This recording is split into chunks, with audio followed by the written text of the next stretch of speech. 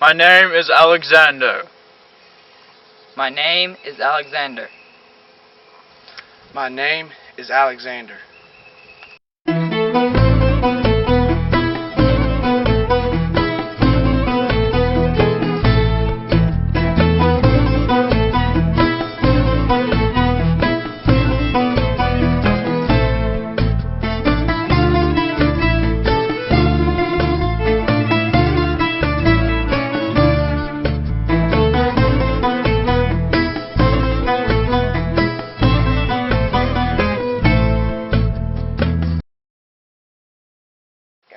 My mother claims to be of the lineage of Achilles, the great warrior, while my father a descendant of Hercules. Our blood can be traced through a long line of kings in the Macedonian dynasty, a line of glorious warriors.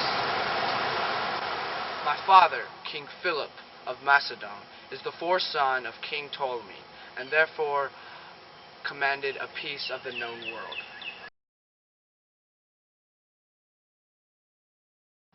Preceding my birth, she dreamt that a thunderbolt of fire from Zeus flooded her body, impregnating her. My mother's beliefs are not my concern. The state of my mother's mind is declining. Her health is withering, but her mind is on the forefront.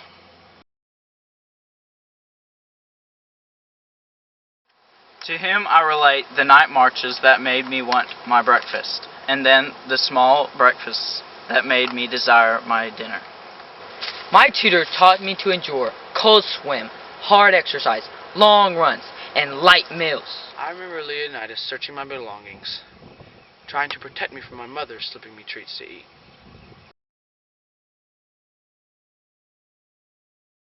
When my father was selecting horses for his cavalry, I noticed the black beast bucking fiercely.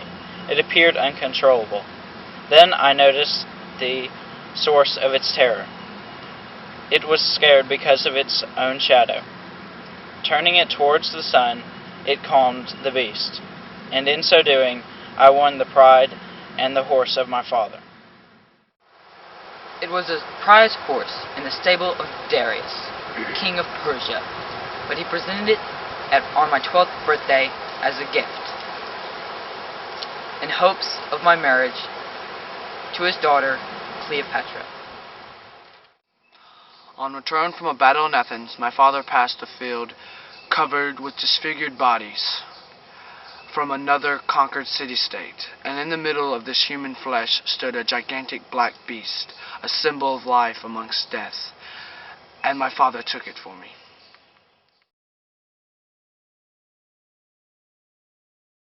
I cannot glimpse upon a slithering snake without picturing it wrapping itself around my mother's arm, for she kept snakes as pets within her chamber. It was not an infatuation, it was a part of her religion. Her temperament is that of a dove's. She watches from afar. By that, I mean, she remains disconnected from my affairs.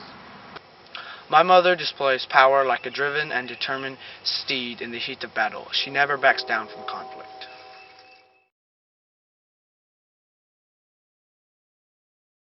Ever since I read the work of Homer, I have kept a copy of his Iliad beneath my pillow, along with a small dagger. To remind me of the world I hope to conquer, I lay on a curved map, which serves as the cradle for my head. Because my spine was deformed at birth, Aristotle, my tutor, commanded that I sleep on a flat bed and have nothing under my head.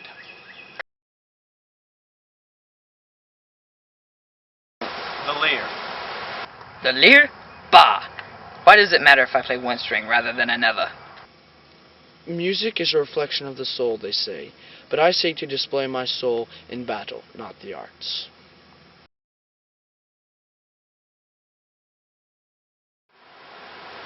Of course.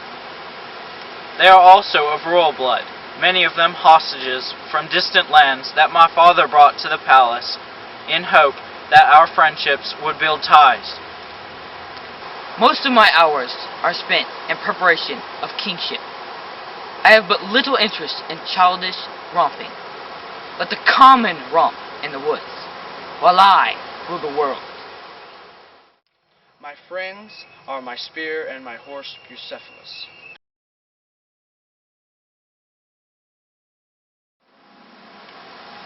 My father is fighting in Byzantium, southern Thrace, while I am serving as king here in Pella. Along with my brothers, I am here in Babylon to meet the diplomats and my betrothed, Roxanne. My father and I have agreed on a secluded place for meditative reflection would best prepare me for the future that is ahead of me. It is my goal to renew my mind.